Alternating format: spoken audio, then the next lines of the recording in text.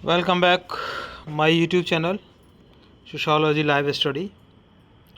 और आज की क्लास में ये लास्ट यूनिट है बीए सेकंड सेमेस्टर की, जिसमें यूनिट 8 में जो सिलेबस है इसका change and transformation in Indian society, national integration, casteism, communalism and Naxalism.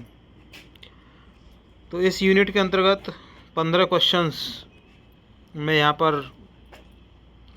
आज की क्लास में आपकी नॉलेज के लिए प्रेजेंट कर रहा हूँ, और मुझे उम्मीद है कि इसमें से अधिकांश क्वेश्चन आपको जो आपकी सेकंड सेमेस्टर की एग्ज़ाम है उसमें तो मिलेंगे ही, साथ ही आप जो आगे आने वाली जो कॉम्पिटिटिव एग्ज़ाम्स हैं उसमें भी ये क्वेश्चंस आपको मिलते हैं। जैसे पीजीटी का एग्ज़ाम होता है, पोस्ट ग्रेजुएट टीचर, कई क्वेश्चन इसमें ऐसे हैं जो उस परीक्षा में भी आए हैं। इसके साथ ही बिहार टीचर्स की जो एग्ज़ाम है, बिहार में एक और एग्ज़ाम होती है जो डिस्ट्रिक्ट लेवल का एक अधिकारी बनता है, वहाँ पर बिहार लोक सेवा आयोग उस एग्ज़ाम को आयोजित कराता है। उसमें सोशियोलॉजी सब्जेक्ट मेन होता है, तो उसमें भी कई सारे क्वेश्चंस जो आए हैं वो इस यूनिट में हैं, उसमें से कुछ क्वेश्चंस, क्योंकि सिलेबस उसका लगभग यही रहता है। तो इस यूनिट नंबर 8 के जो क्वेश्चन हैं, चलिए शुरू करते हैं इनको। पहला क्वेश्चन है इसमें कि what is the meaning of social transformation, अर्थात सामाजिक परिवर्तन का क्या अर्थ है। सही आंसर है इसका option C, fundamental change in societies structure and values. Question number 2, which factor most significantly affects national integration in India, अर्थात भारत में राष्ट्रीय एकता को सबसे अधिक प्रभावित करने वाला कारक कौन सा है। सही आंसर है इसका option C, caste and communalism, अर्थात जातिवाद और सांप्रदायिकता राष्ट्रीय एकता को सबसे ज़्यादा प्रभावित करते हैं। Question number 3, who wrote the book, अर्थात जाति का उन्मूलन पुस्तक किसने लिखी है। तो इसका सही आंसर है option B, doctor B.R. Ambedkar. Question number 4, communalism in India is best defined as, अर्थात भारत में सांप्रदायिकता को किस रूप में परिभाषित किया जा सकता है। सही आंसर है ऑप्शन सी, धर्म का राजनीतिक उपयोग विभाजन के लिए।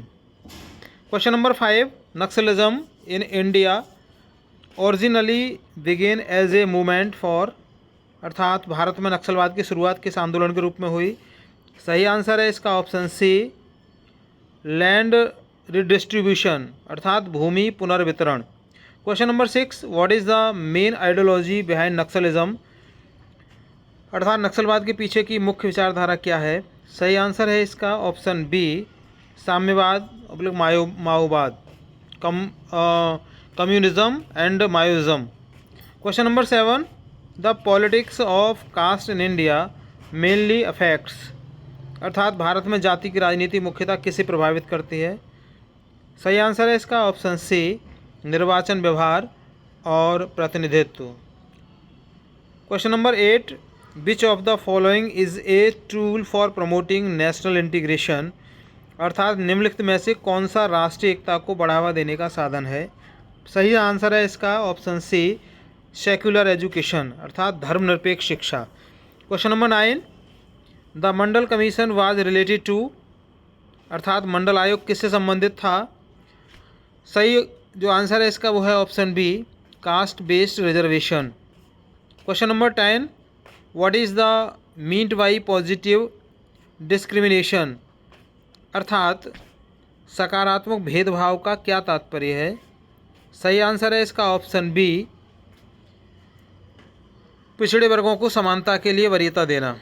क्वेश्चन नंबर 11, विच कॉन्स्टिट्यूशनल प्रोविज़न प्रमोट सेकुलरिज्म इन इंडिया, अर्थात भारत में धर्मनिरपेक्षता को बढ़ावा देने वाला संवैधानिक प्रावधान कौन सा है। So right answer is option B, article 25 to 28, अर्थात अनुच्छेद 25 से 28।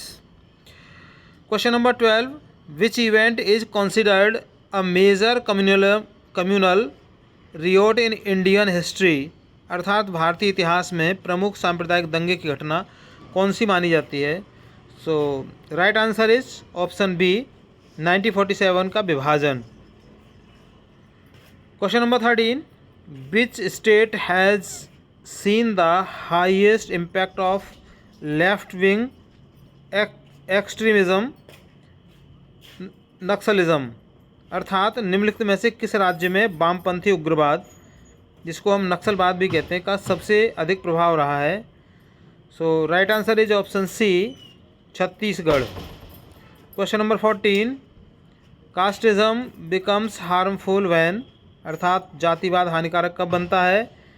Right answer is option B जब यह राष्ट्रीय हित के ऊपर राजनीतिक निष्ठा को बढ़ावा देता है। And the last question, question number 15 is which of the following contributes positively to social transformation, अर्थात निम्नलिखित में से कौन सा सामाजिक परिवर्तन में सकारात्मक योगदान देता है। So right answer option C लोकतांत्रिक आंदोलन और शिक्षा। सो प्रिय विद्यार्थियों, ये 15 क्वेश्चन हैं इस यूनिट से मैंने आपको दिए हैं, और एग्जामिनेशन में इस यूनिट से आपको लगभग 7 क्वेश्चन आपको एग्ज़ाम में मिलते हैं। तो इस तरीके से आपका जो सिलेबस है उस सिलेबस के सभी क्वेश्चंस मैंने यहाँ पर डिस्कस कर दिए हैं, और ये भी आपको बता दिया है कि इस यूनिट से कितने क्वेश्चंस आपको एग्ज़ाम में मिलेंगे। मुझे उम्मीद है कि आप परीक्षा में अच्छा प्रदर्शन करेंगे, मेरी बहुत सारी शुभकामनाएं। और ये जो क्वेश्चंस हैं आपके, मैंने आपको एक बार फिर दोहरा रहा हूँ कि ये इसी एग्ज़ाम के लिए महत्वपूर्ण नहीं है, बल्कि आपके आने वाले जो दूसरी प्रतियोगी परीक्षाएं हैं जिसमें समाजशास्त्र विषय से प्रश्न पूछे जाते हैं, उनमें भी ये प्रश्न कई बार आ चुके हैं पिछले एग्ज़ाम्स में। तो आपके लिए मुझे उम्मीद है कि बहुत ज़्यादा उपयोगी आपको रहेंगे। So thank you for joining to me. अगर चैनल पर नए हैं तो आप इसको सब्सक्राइब कर लीजिए, वीडियो पसंद आए तो लाइक शेयर कीजिएगा। मिलते हैं अब अगली क्लास में, और जो अगली क्लास मेरी होगी वो होगी BA 4 सेमेस्टर के विद्यार्थियों के लिए जो इंपॉर्टेंट क्वेश्चंस हैं। तो अगली क्लास में हम BA 4 सेमेस्टर के विद्यार्थियों के लिए कौन कौन से इंपॉर्टेंट क्वेश्चंस हैं उसके बारे में डिस्कस करेंगे। सो तब तक के लिए thank you once again and जय हिंद।